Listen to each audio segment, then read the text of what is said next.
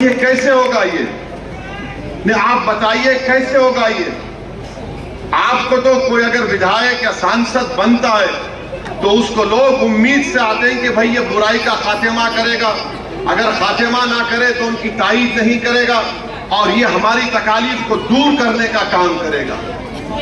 अब आप यहाँ पर मुझे बताया गया, अतीक बता रहे थे कि कब्रिस्तान की जगह कोई बिल्डर को दे दी गई और अतीक को कोर्ट से लड़कर उसको रुकाना पड़ा। ये बात सच है नहीं है? अब आप लोग जिंदा हैं या आप खबर में सो रहे हैं? बताइए। आप जिंदा है ना? तो जो शख्स खबर में सो रहे उनको नहीं बख्श रहा, तुमको क्या बख्शेगा? बताओ फिर।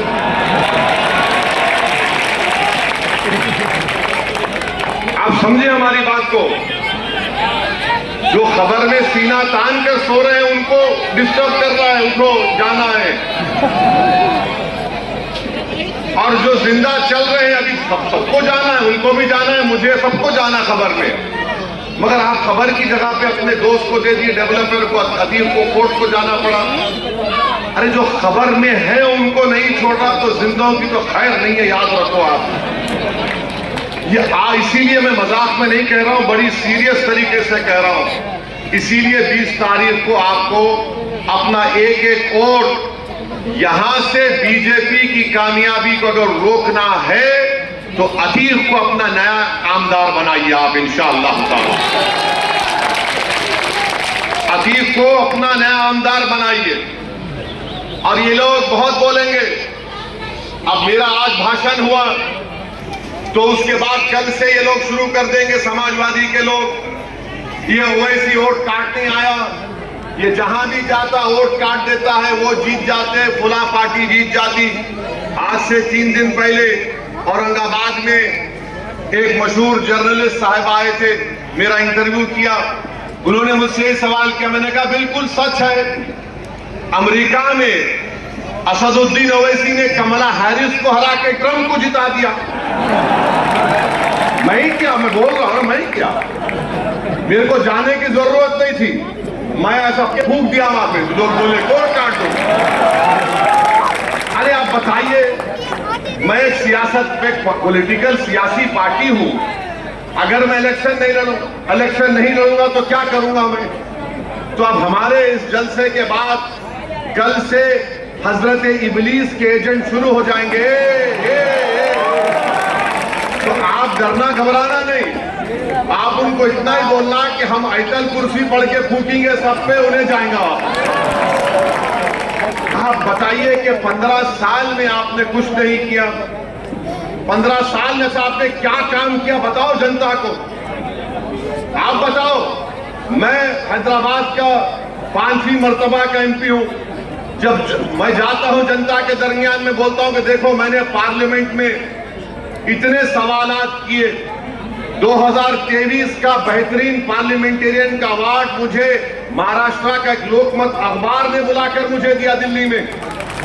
मैं कोई एहसान नहीं किया मैंने, क्योंकि मैं जानता हूं कि जो जनता सुबह उठकर पोलिंग बूथ को जाकर वोट डालती है, और खास तौर से हमारी मां और बहनों को लाखों सलाम, बेचारे सुबह उठते भी हैं और हजरत शौहर को कुछ पेट में डाल के भूखे पोलिंग बूथ को जाकर 1-1 घंटा ठहर कर वोट डालकर आती है।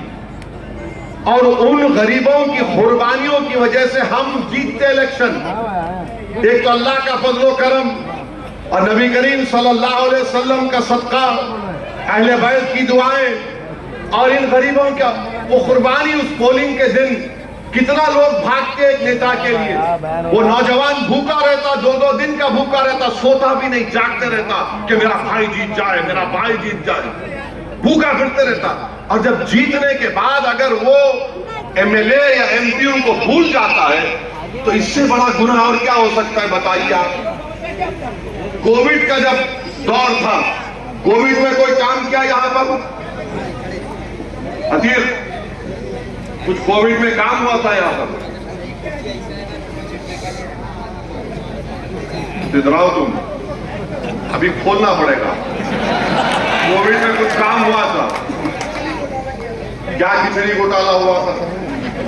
वो तो थोड़ा इधर तो हो। हाँ खाना बांटे। हाँ, अच्छा खिचड़ी भी खा लिए।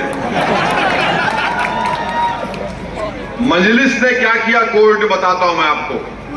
हमने 1000 सिलेंडर गरीबों में मुफ्त बांटते थे, 1000 सिलेंडर। और जो कोविड का पेशेंट होता था वो हिंदू मुसलमान कुछ नहीं, फोन करके बोलते थे। हमारे मजलिस के मेंबर अपनी गाड़ी अंदर आकर देते थे, मौलाना साहब की दवाएं की में पाते थे।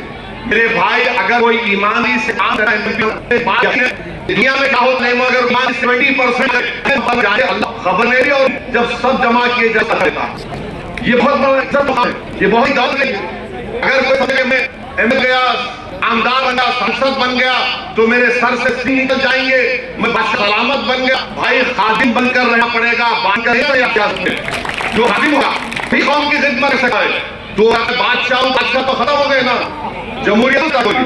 नरेंद्र मोदी अपने आप को बादशाह समझे, अवाम ने उनको जला लिया, अब नीचे जाएंगे इंशाअल्लाह ताला। तो मेरी तमाम से गुजारिश है कि 20 तारीख के दिन आप